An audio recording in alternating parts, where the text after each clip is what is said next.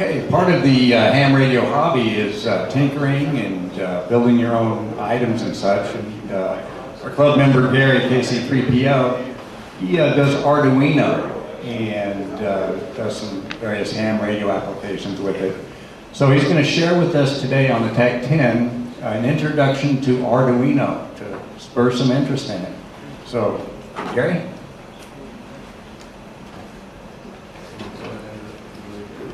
Okay.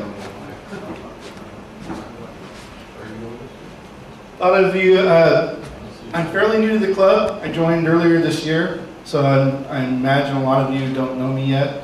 I was up at Field Day, so I met a few people, but like I said, still fairly new. Threepio, and that's my latest QSL card. The Ham Tunes guy did a great job on it. He was a little bit worried about copyrights and stuff, and I said, don't worry about that, just come on, let's do it. Talk him into it. My background, I was in the Navy for 11 years. How much room do I have on the video? Am I okay just in this general area? Okay. 11 years in the Navy. I was an electronics technician and also a reactor operator. An electronics technician, basically I maintained and fixed the nuclear reactor instrumentation equipment and so on. And during my normal working hours, I ran the reactor. So I had a pretty good electronics background. Then I got out of the Navy and decided I didn't want nuclear power anymore because the civilian nuclear power at that time seemed to be kind of headed downhill. I think it's kind of still headed downhill. But you know, so I made the decision to get into programming. And I had a 17-year run in programming, a lot of very interesting projects. I did, especially communications, serial communications, internet communications, network communications, and that kind of thing. I started in a fairly small but well-known, internationally known shop called Turbo Power Software. And we did component software. So if you're at all familiar with something like Visual Basic, you got the little tiny components that you just drop on the form and then make it do whatever. We were the ones that actually made those kind of components. And making the components easy to use is hard to do. So that was our job, basically. During that time at Turbo Power Software, that was in Colorado Springs, Colorado, that's when I got my initial technician ticket in 2003. And my call sign at that time was KC0PBC. And over the years, I did a lot of Aries work, MCOM work, that kind of thing. Stayed technician actually for quite a while, and then I eventually upgraded to general and now extra.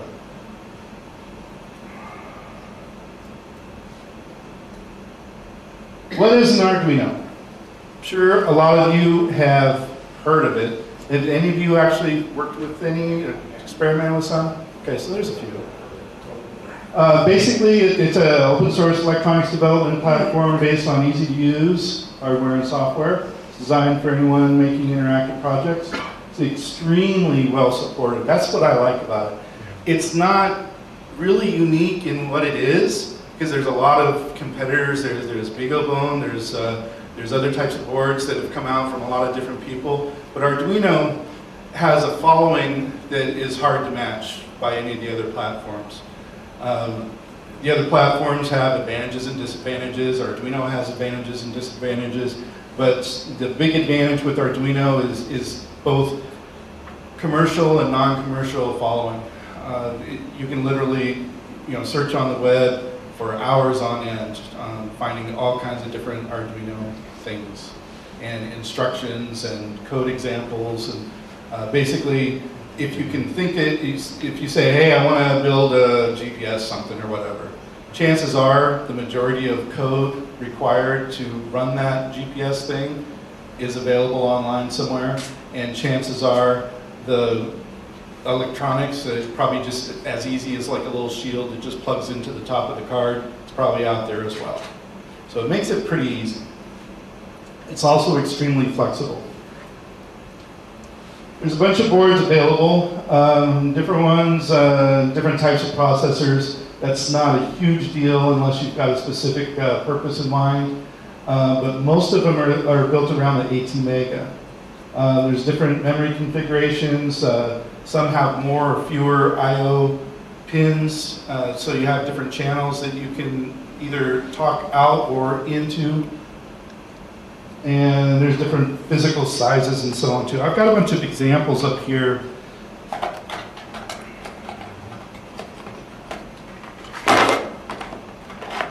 This is the Arduino Duo.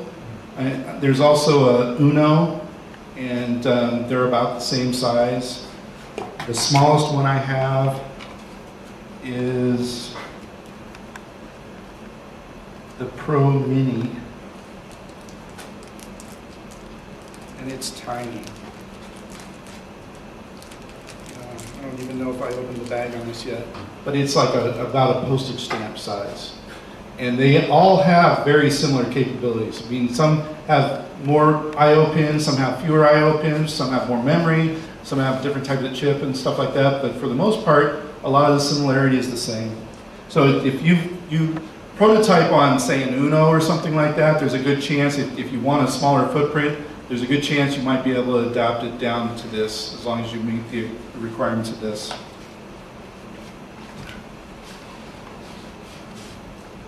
There's also different types of boards. The one that I just showed, actually both of them that I just showed, those are actual official Arduino boards. Arduino is a brand. It's open source, so all the guts and everything, the layout, all that stuff's available, so other people could create similar boards, and they have. A lot of them have. The Arduino people call them clones, or even worse names, counterfeit boards. I think it actually says on their website. They say how to tell a true Arduino board from a counterfeit board. One of the main reasons is the price. True one is going to be quite a bit more. Counterfeit one generally works just as well, but it's about a third the price, or maybe even less.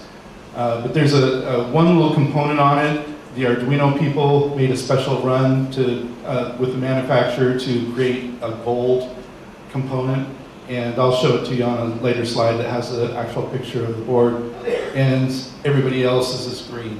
So that's one of the main ways to show the difference. Are you supporting something, if you buy an official or a certified, are you supporting? Great point, great question. Thanks for leading me into that. But if you do buy the official Arduino ones, a chunk of that money does go into the Arduino Foundation, or what it's called, and helps support the expansion of more Arduinos and the teaching that they have online and all that stuff. So that is, I generally mix a little bit between the two. There's actually some clone boards that have additional features on them. One of them that I've got up here, and during the break you can come up and look at the different ones, but there's one clone board that I've got that's got multiple rows of header pins, which I thought was a nice add, and it's also got selectable voltage, which the official Arduinos, they're either 3.3 volts or 5 volts. And you have to be careful between the two, especially with shields, because shields are designed for one or the other. But the one that I've got is actually switchable on it, which I thought was pretty cool too.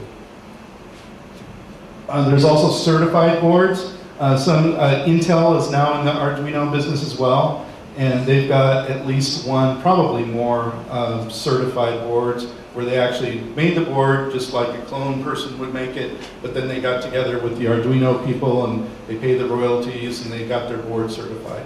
And there's a few companies that have certified boards now.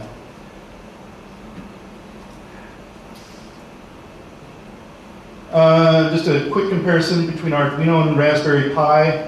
Raspberry Pi, Arduino, people kind of throw those names around almost together. They're actually quite a bit different. An Arduino is a very specific device. It has a specific person, whatever you've designed it to do, and it has one purpose in life basically. And as soon as you boot it up, it goes right into that code loop, and that's what it's doing.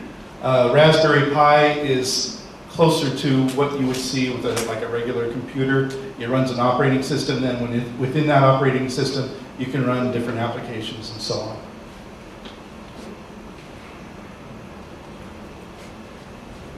This is the Arduino Uno, and these are header pins that if you come up and see, you'll be able to see it. They actually stand out, and they've got digital I/O pins, serial in, serial out. That's like a RS-232, like the regular serial ports on a computer. We've got analog pins. Some of these digital pins are special. They're pulse width modulated pins, so you can actually output a quasi analog signal on those digital pins. And you've got the different voltages like I mentioned. And this is the microcontroller, and this is the serial controller in here. And this is the little gold component that they talk about to make sure it's a true Arduino. And there's actually other people that sell Arduino Uno boards that almost look identical, but this will be green. Is that a crystal in the middle of that board? This?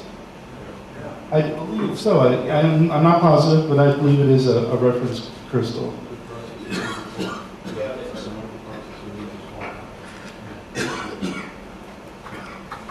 This is basically what we've got. This is the power of the Arduino.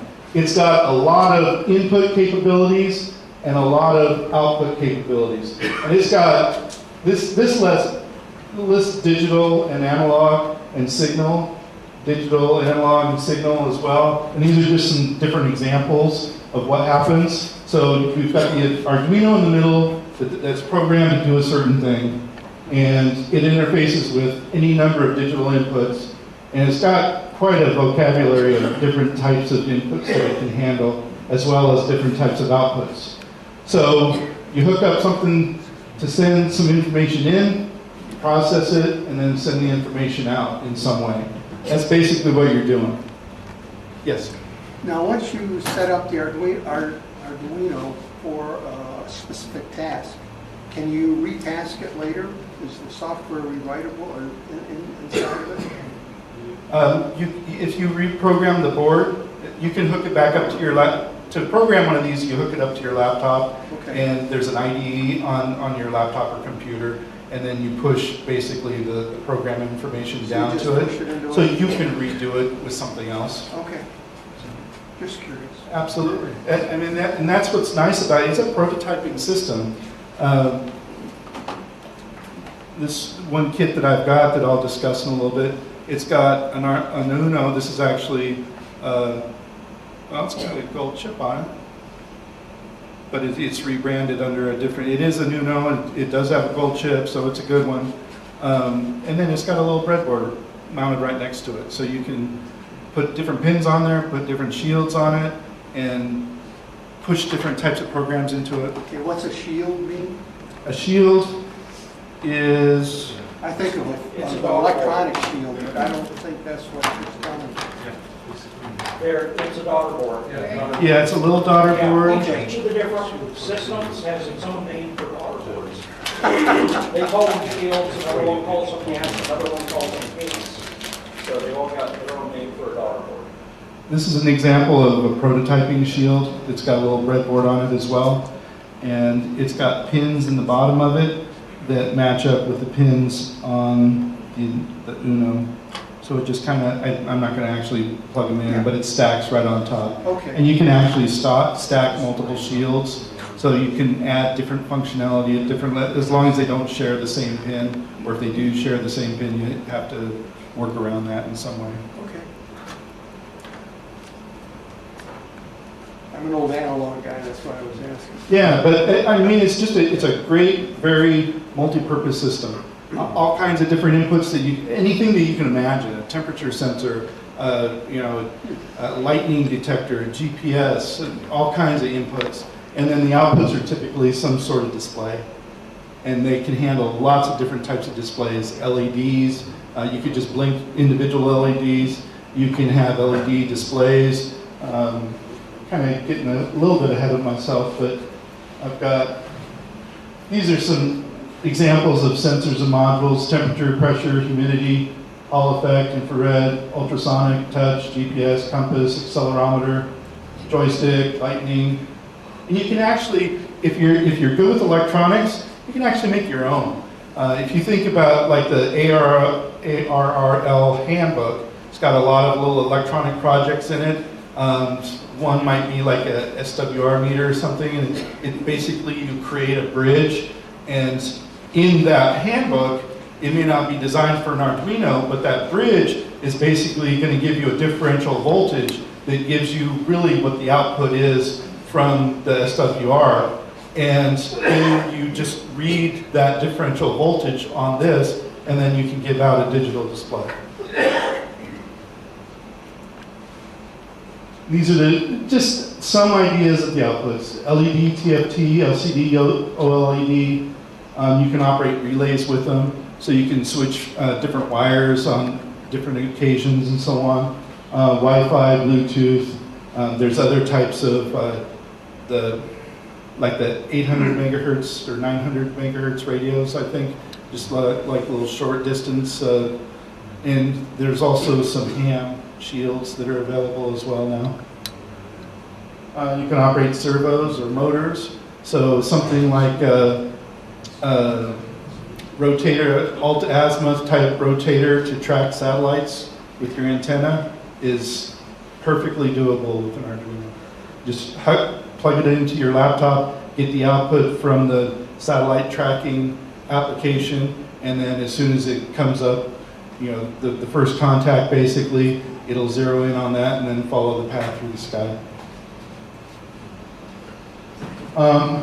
There's some, it's a shame Bob's not here today. Basically, I use this as an example.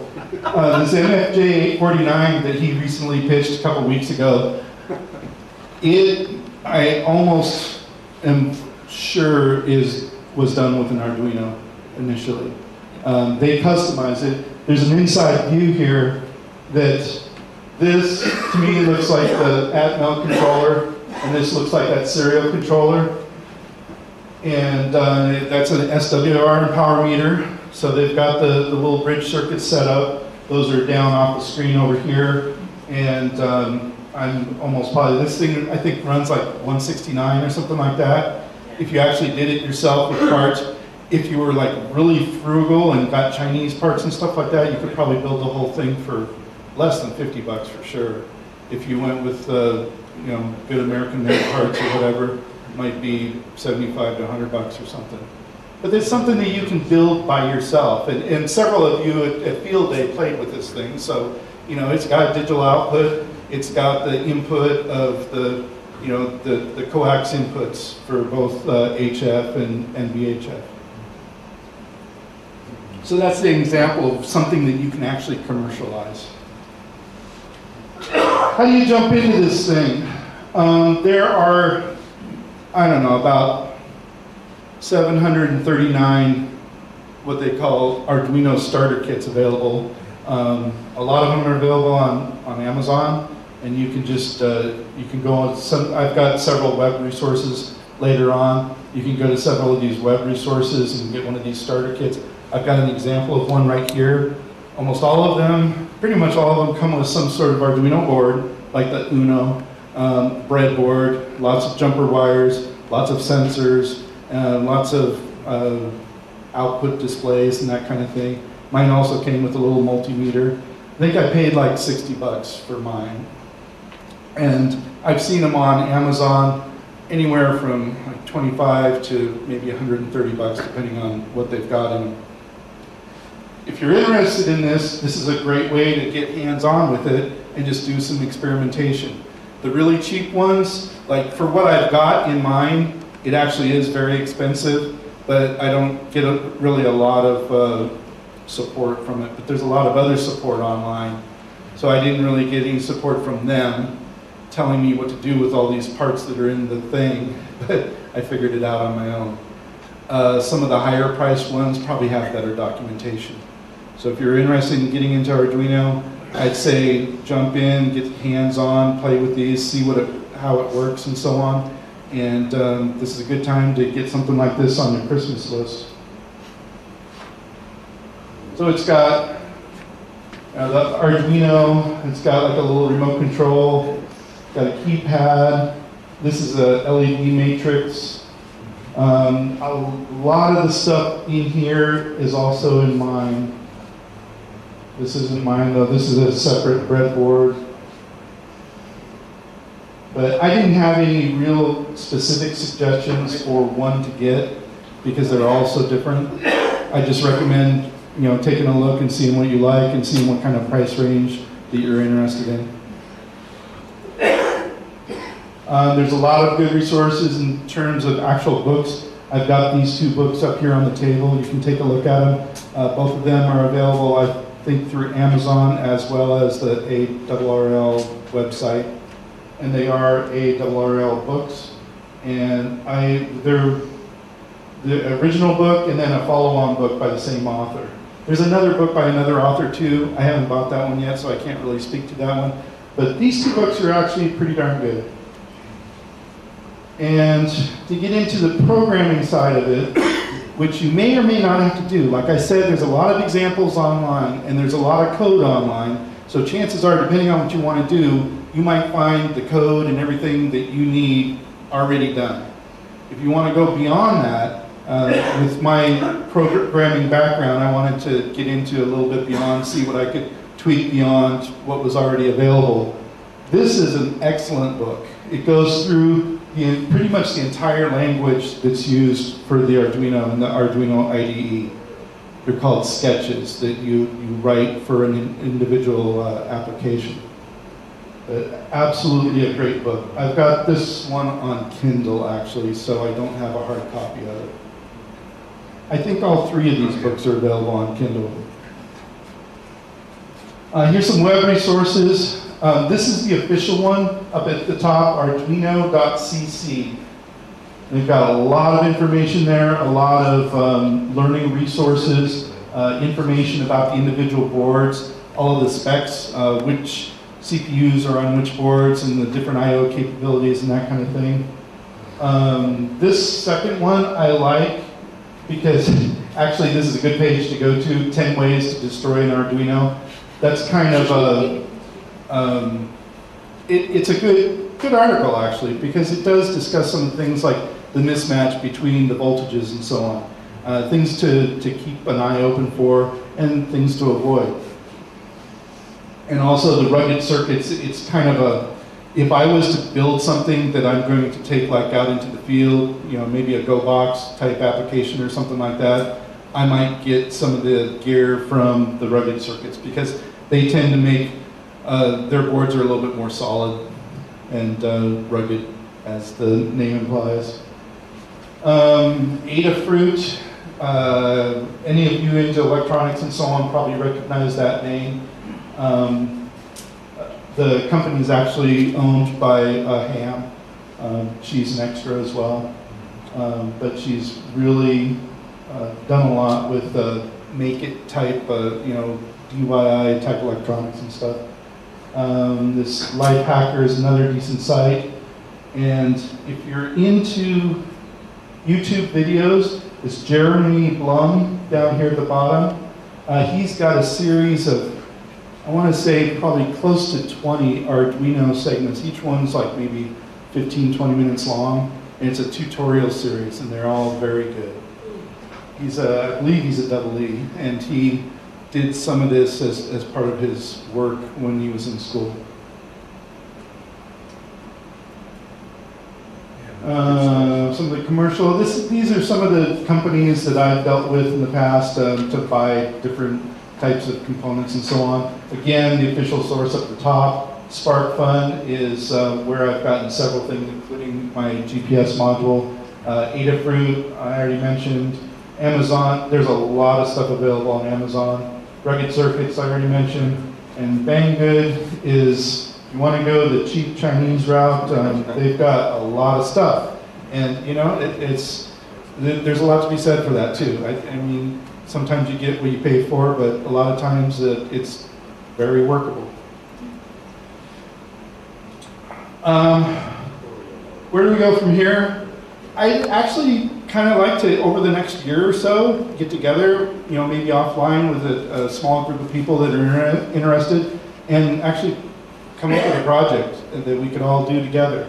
And I'd be happy to do, you know, a bunch of the heavy lifting in terms of if there's any programming required or electronics design required or whatever. Everybody can pitch in with their own capabilities and so on. But if we can all decide on any sort of, I mean, I've got a couple ideas out here, but I'm open to almost anything. And if we want to get together and put something together and design it and build it, and I'm all for that. That's where I'd like to head with this. That's it.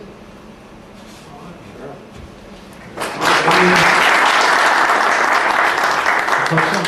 Yeah, well, I wanted to say, you showed how simple Arduino can handle simple projects. But I just wanted to add that I did work with Arduino Omega, and I had a stereo in the family that was from 1964. My daughter wanted it rebuilt.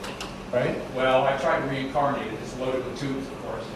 So basically, all I wanted was a look and feel of the original stereo. So I tore the guts out, left all the analog dials and everything there, went down and bought that Goodwill, an $8.50 stereo that was direct push-button entry for frequencies and functionality.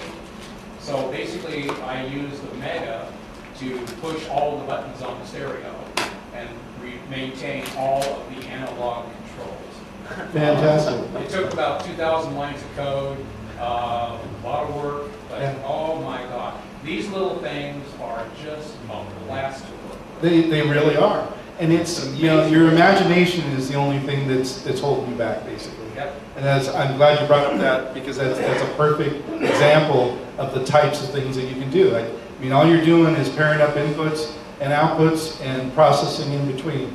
And you think about it in that way, and think of all the different inputs, like all the analog controls and so on, like you mentioned. That's exactly what you can do. That's a good use for it. Thank you. Any other questions? Okay, that's it. You can come up here and check some of this stuff out if you want.